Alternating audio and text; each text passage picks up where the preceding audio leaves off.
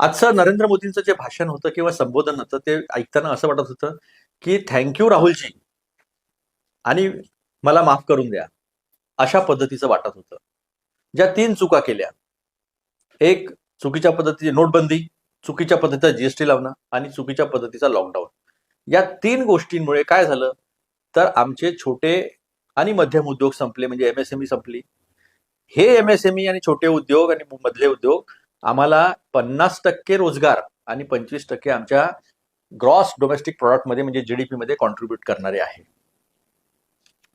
जर आज जीएसटीचा तुम्ही दर 2 स्लॅबमध्ये आणलाय 5% 18%, म्हणजे आज जर हा बचत उत्सव आहे तर तुम्ही 2017 पासून 2025 पर्यंत लूट उत्सव सेलिब्रेट केला, हे स्पष्टपणे समोर येतं.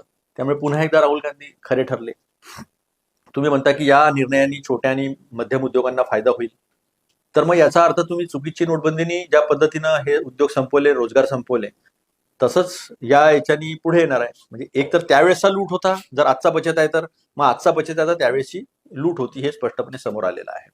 दुसरी महत्वाची गोष्ट म्हणजे आपण सांगितलं की लोकांकडे 2.5 लाख करोड वाचणार आहे, पण तुम्ही 60 लाखच्या करोड आसपास लोकांच्या खिशातनं काढून घेतले ना. हाडातून रक्त काढण्यासारखं तुम्ही योजना राबवल्या, कर कर प्रणाली राबवली.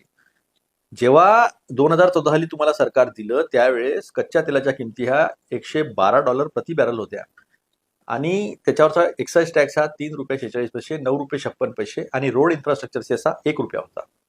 आपण आल्याबरोबर क्रूड ऑइलच्या किमती कमी झाल्या, काही टेक्नॉलॉजीची डेव्हलपमेंट झाली, त्यामुळे ऑइल जास्त उपलब्ध झालं, फ्रॅकिंग टेक्नॉलॉजी त्याला म्हणतात.